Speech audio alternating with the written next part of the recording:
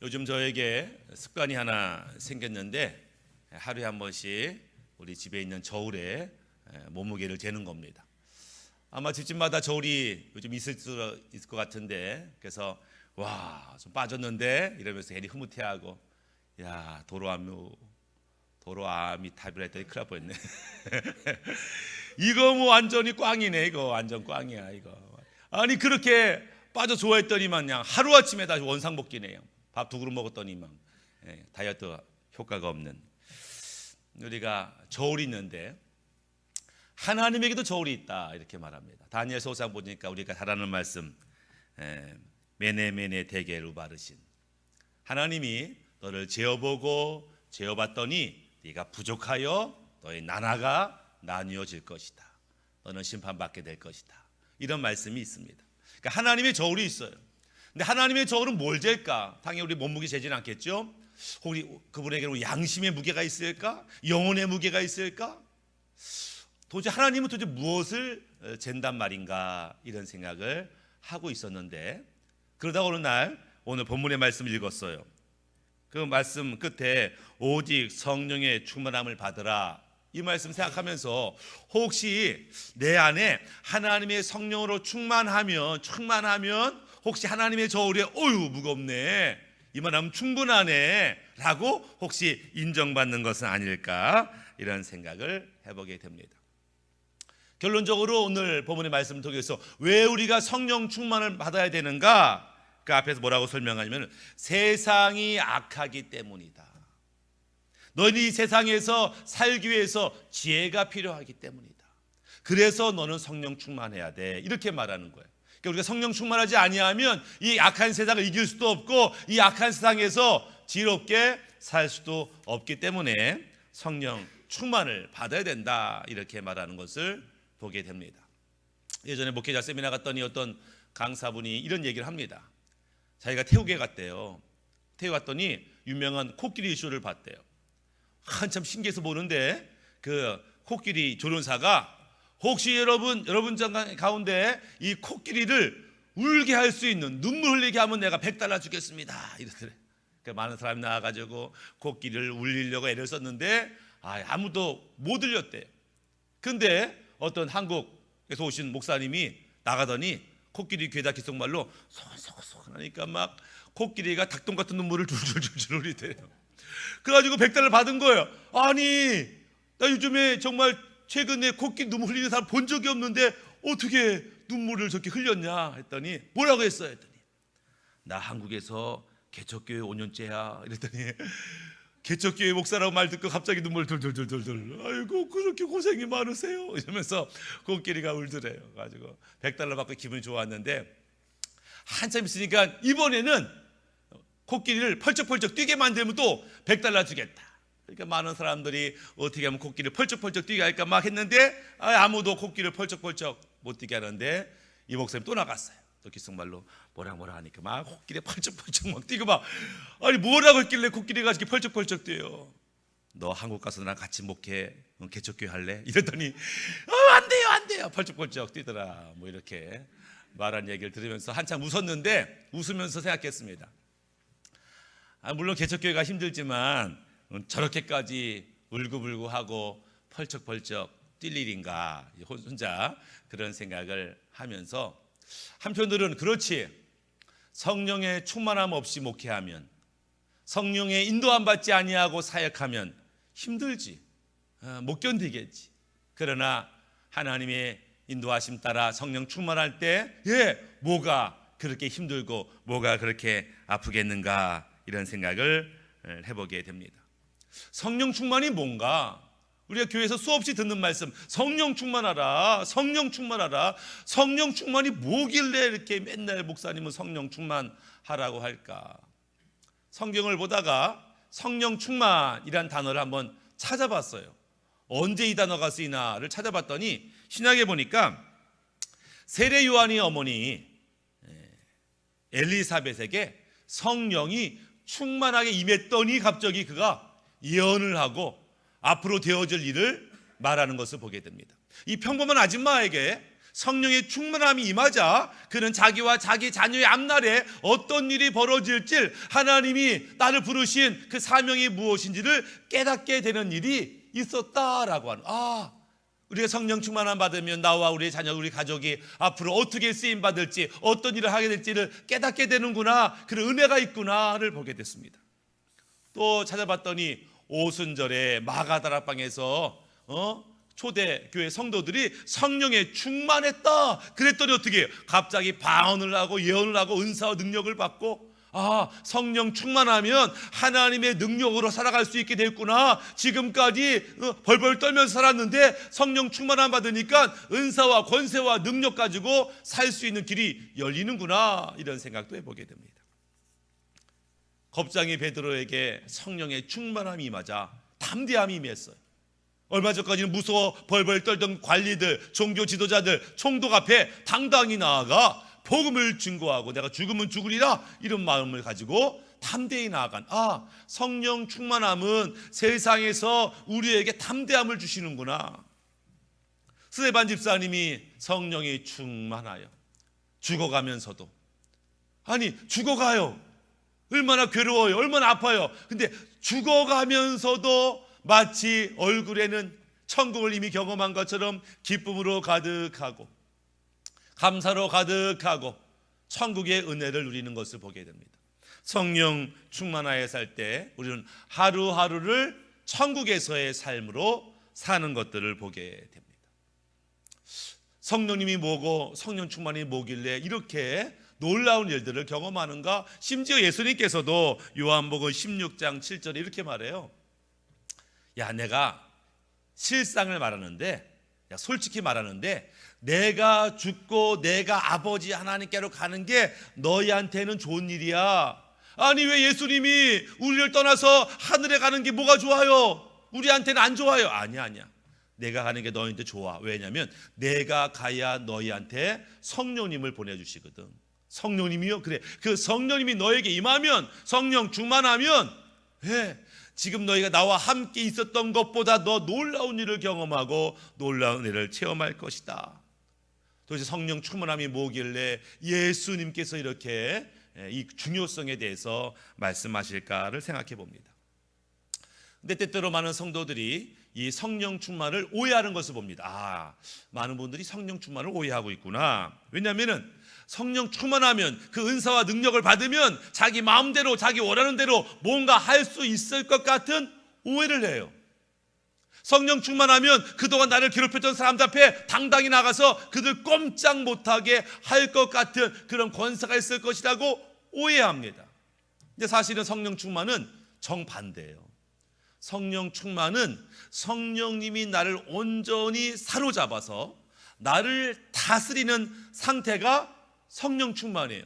그가 뭐 능력이 있냐 없냐, 뭘 봤냐 안 봤냐, 이거는 그냥 현상일 뿐이고, 성령 충만의 핵심은, 그래서 성령님이 내 안에 임하셔서 나를 온전히 100% 다스리는 상태, 주님이 나의 온전한 왕이시고 주인이신 상태, 그것이 성령 충만이다, 이렇게 말하는 것을 보게 됩니다.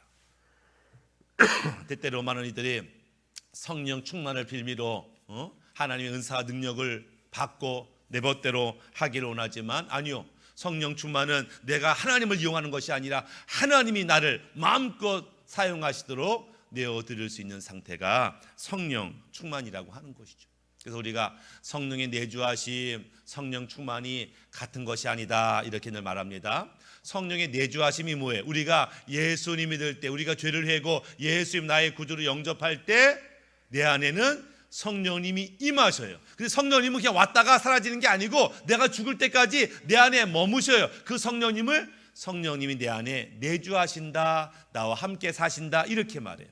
성령님이 나와 함께 사셔서 나를 바른 길로 인도하시고 나에게 기쁨을 주시고 은혜를 주시죠. 그러나 성령님이 내 안에 사시는 게 성령 충만은 아니죠.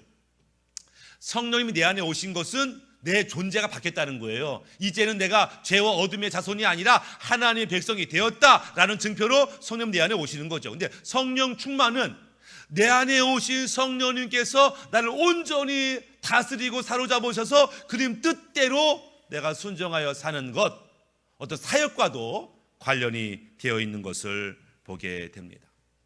성령 충만함이 너무너무 좋지만 많은 성도들이 성령 충만하지 못한 것들을 봐요. 아니 왜 성령 충만하지 못할까 봤더니 첫 번째 이유는 뭐냐면 성령 충만을 구하지 않더라. 성도들이 보니까 어렵고 힘들고 아프고 괴롭겠다 못 살겠다 이럴 때는 주님께 나와서 기도합니다. 하나님이 도와주지 않으면 저 못 살아요. 저 죽어요. 이렇게는 살기 싫어요. 나는 언제까지 이렇게 살아가야 돼요. 막 원망하고 불평하면서 주 앞에 나서 하소연하는데 살만하면 이 정도면 충분하다라고 느끼는 순간 이제 기도를 하지 않아요. 예배를 하지 않아요. 은혜를 구하지 않아요. 성령 충만? 별로 기대하지 않는 것들을 봅니다. 왜 기도하지 않을까? 주님 없이도 잘 살 수 있다 이런 생각을 하는 거죠. 마태복음 19장에 부자 청년이 등장하죠. 어릴 때부터 믿음이 좋았어요. 아마 모태신앙이었던 것 같아요. 예. 그가 어릴 때 성경을 좋아했어요. 성경 말씀에서 깨달은 것을 순종했어요. 주님 보시기에도 아유 기특하다. 아유 그래 멋지다. 그런데 그 부자 청년에게 한 가지 더 요구하셨죠. 네가 모든 것을 바라 가난한 사람에게 주고 나를 따르라 라고 하는 말씀을 들었어요.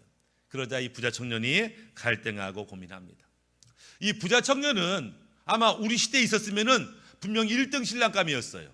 믿음 좋지, 부자지, 능력 있지, 어릴 때부터 모태신앙이니까 가문 좋지. 와 1등 신랑감일 것 같아. 그런데 1등 신랑감이 부자 청년이 그러나 제자 되기를 포기합니다. 예수님 사랑하지만 그러나 돈보다 더 사랑하지는 못했습니다. 주님 사랑하지만 완전히 사로잡혀서 주님 뜻대로 살기로는 부담스러웠습니다. 그래서 그 청년이 주님을 떠나가는 것들을 보게 됩니다. 사도행전 교회에 후메네오, 알렉산더라고 하는 사람이 있었습니다. 예, 믿음이 좋은 사람이었고 성경에 능통한 사람이었어요. 성경을 잘 가르치니까 야, 너 우리 교회에 있을 사람이 아니야. 이 성경을 좀 가르쳐봐. 그래서 성경 교사가 됩니다. 이 교회 저 교회 다니면서 순회 설교자가 됩니다. 그래서 그가 많은 일을 하게 됩니다. 한때는 성령 충만한 자였습니다. 근데 그가 점점 변질돼 가요. 예수님을 높이기보다는 자기를 높여요. 하나님이 주신 은사와 능력을 가지고 주님의 사명 감당하기보다는 자기가 하고 싶은 것을 하게 됩니다.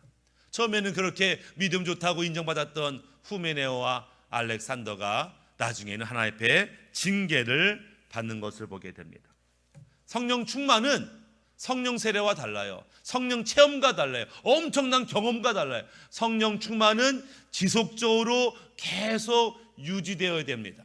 성령님이 나를 다스리고 나를 이끄시는 상태가 계속 되어지는 그것을 우리가 성령 충만이라고 하는데 많은 분들이 성령 충만하지 못해요. 그 이유를 뜯어봤더니 성령 충만을 위해서는요 이 대가가 필요합니다. 기도하는 시간, 죄를 끊어내는 결단, 또 내 고집, 내 생각, 내 감정을 내려놓는 훈련 이런 것들이 필요한데 이 성령 충만을 위해서 내가 내려놓아야 될 것들을 내려놓지 못해요. 한마디로 말하면 대가 지불을 안 합니다. 성령 충만이 얼마나 귀한지 모르기 때문에 그것을 위해서 희생할 마음을 먹지 않아요. 우리가 마태복음 13장 44절에 천국의 비유가 등장하죠. 밭에 감추인 보화를 발견하고 우와 엄청난 보화네. 그 밭을 살려고 자기의 전 재산을 팔았어. 자기 전 재산을 판다는 게 자기 대가를 지불하는 거예요. 와 성령 충만이 얼마나 좋은지를 발견하면 이것을 얻기 위해서 자기 대가를 지불해야 되는데 그렇지 않아요. 이 보화를 보는 눈이 없는 거죠. 성령 충만이 얼마나 귀하고 좋은 건지 그것을 알지 못하기 때문에 그것을 잃어버리고 그것을 빼앗기고 분명 한때는 은사도 경험하고 능력도 경험하고 놀라운 영적인 체험도 했는데 이 성령 충만을 누리지는 못해요.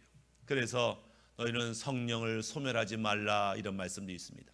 성령을 소멸하지 말라. 성령이 소멸될 수도 있다는 거예요. 한때는 놀라운 체험도 했지만 지금은 그렇지 못한 상태가 되기도 한다. 우리 왜 대가를 지불하려고 하지 않아서.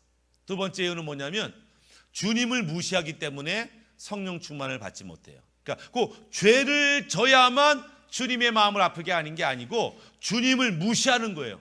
있는 듯 없는 듯 별 관심을 갖지 않는 것 자체가 주님을 무시하는 것이고, 주님을 무시할 때, 내 안에 성령님을 무시할 때 성령의 충만함을 경험할 수 없어요. 만약에 아빠가 퇴근해가지고 집에 왔어요. 엄마는 저기서 밥을 하고 있는데 띵동 했는데 뭐 왔는 거 아는데 그냥 소설거지하고, 애들도 왔는데 그냥 TV 본다고 아빠 오셨어요? 라고 인사도 하지 않고, 그 아빠가 왔는데 집안에 사람이 있는데 아무도 아는 체를 안 해. 그럼 얼마나 무시받는, 상처받는 아빠가 되겠어요. 하나님이 우리와 함께 있는데 아무도 하나님을 아는 체 하지 않아요. 하나님 여기 계세요? 하나님 저 함께 계세요? 하나님 제 얘기 좀 들어보세요 라고 아무도 말을 건네지 않아. 없는 것처럼 사는 것이 우리 주님을 무시하는 거예요. 어떤 성도는 오해해. 기도할 때 오해합니다. 주님 하고 예수님 하고 부르면 예수님이 그때 그 음성을 들으시고 하늘문을 열고 이곳에 쭉 내려오셨다가 예수님의 이름으로 기도합니다, 아멘 하면 그래 잘 들었다 쑥 올라가시고. 아니요, 우리 주님은 그런 분이 아니에요. 우리 주님은 우리가 무릎 꿇고 기도하기 전부터 우리와 함께 하시고, 기도가 끝났어도 여전히 우리와 함께 계시는 분이죠. 마태복음 28장 20절에 내가 너희에게 분부한 모든 것을 가르쳐 지키게 하라. 보라, 내가 세상 끝날까지 너희와 항상 함께 있으리라. 세상 끝날까지 너희와 항상 함께 있으리라. 주일에도 교회에서만이 아니라 평일에도 교회 밖에서도 어디든지 주님이 함께 하시는데, 그분이 나와 함께 한다는 것을 기억도 하지 못하고 알지도 못한다고 한다면 주님을 무시하는 거죠. 제가 예전에 신방을 갔어요. 전사님과 신방을 갔는데 뒤에 탔는데 신방 갈 집에 남편과 아내가 앞에 탔습니다. 근데 처음 만날 때부터 분위기가 좋지 않았어요. 저분 싸웠구나. 근데 남편이 운전하고 가는데 분이 안 풀렸나 봐. 그래서 아내한테 약간 상처 주는 말을 탁 내뱉었어. 그러니까 아내도 우리 눈치를 봤지만 그래도 억울해가지고 또 받아쳤어. 엄청 싸우는데 신방 가는 그 집 가는 날 엄청 싸워가지고 뭐라고 지금 내가 반응 보여야 될지, 야 내가 뭐라고 얘기해야 될까 아주 난처하고 불편하고, 근데 한편에서는 이분들이 날 무시하는구나 이런 생각을 하게 됐어요. 분명히도 목사님이 뒤에 탔으면 좀 화가 나도 좀 참아야 되는데, 목사님 때문에 지금 참는다, 이게 저를 배려할 것인데 목사가 있든 말든 지금 열받았어 이러면서 이제 싸우는 거, 약간 무시당하는 느낌을 우리가 받게 되죠. 우리 주님이 함께 하시는데 뻔히 주님이 싫어하는 거 알면서 그 일을 해요. 주님이 가지 말라는 장소에 갑니다. 주님이 싫어하는 말을 해요. 주님이 기뻐하지 않는 생각으로 가득합니다. 내가 옆에 있다는 거 네가 안다면 네가 나한테 그럴 수가 있느냐. 주님을 무시할 때 우리가 성령 충만을 누리지 못하는 것을 보게 됩니다. 주님이 있는데 주님께 묻지 않고 늘 네이버한테만 물어보고 유튜브한테만 물어보고 주님한테는 물어보지 않아요. 주님이 우리 안에 분명히 지혜를, 정답을 알려줄 터인데 주님이 마치 없는 것처럼 행동하는 것이 우리가 성령 충만을 방해하더라. 또 다른 이유로는 우리가 죄를 지었을 때도 이 성령 충만을 누리지 못하죠. 마치 밑 빠진 독에 물을 붓듯이 이 죄는요 우리의 삶 가운데, 은혜 가운데 구멍을 내요. 많은 것을 막 받았어도요 회개해야 할 죄를 회개하지 않으면 이게 나도 모르게 술술 빠져나가요. 비록 작은 죄일지라도.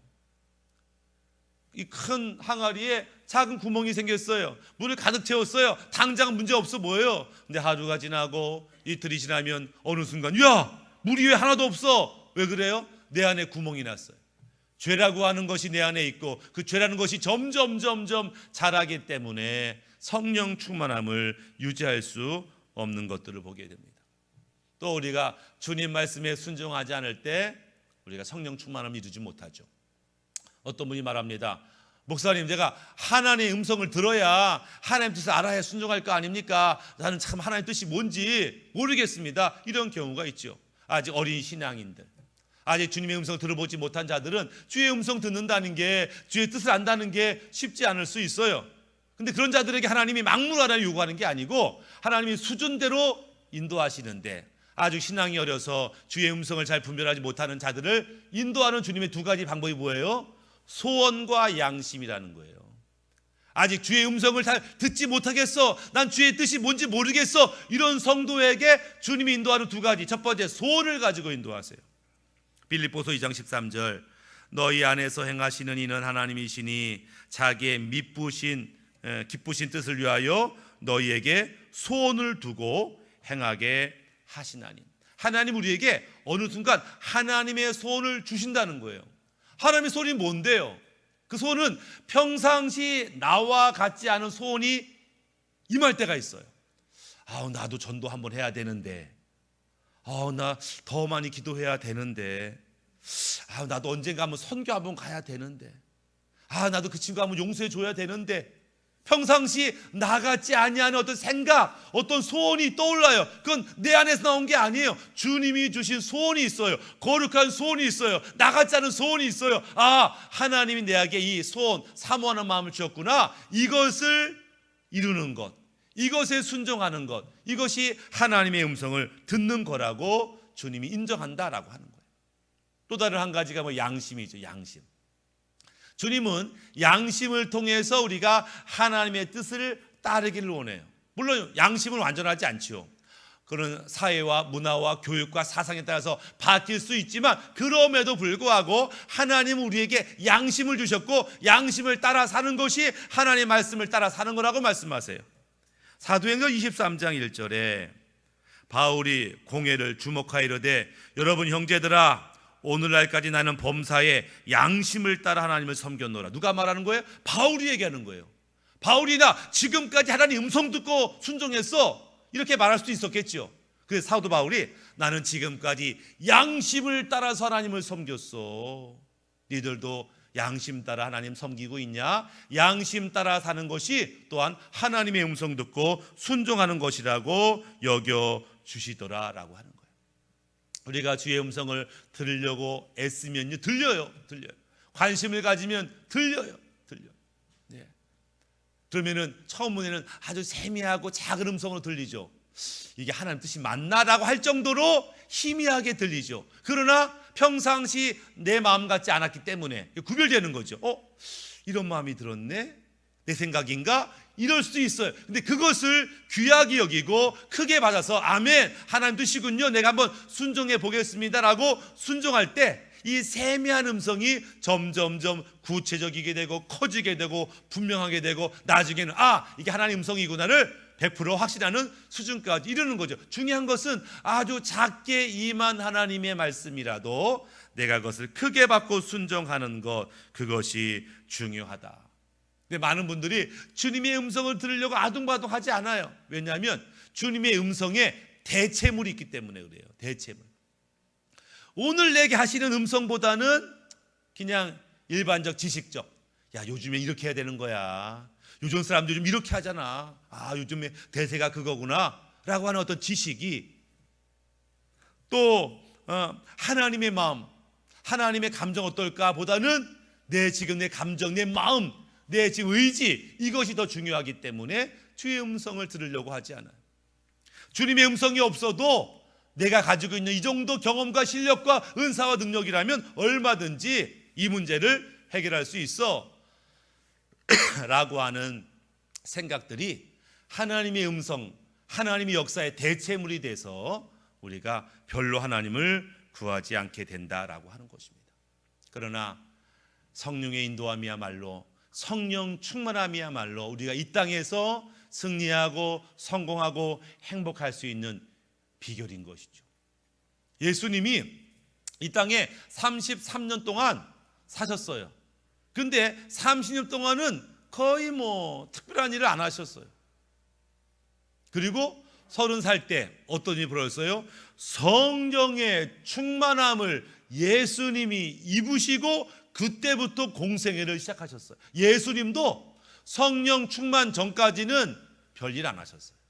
근데 성령 충만이 임하자 하나님이 기뻐하는 일들을 할 수 있게 되었다라고 하는 것입니다.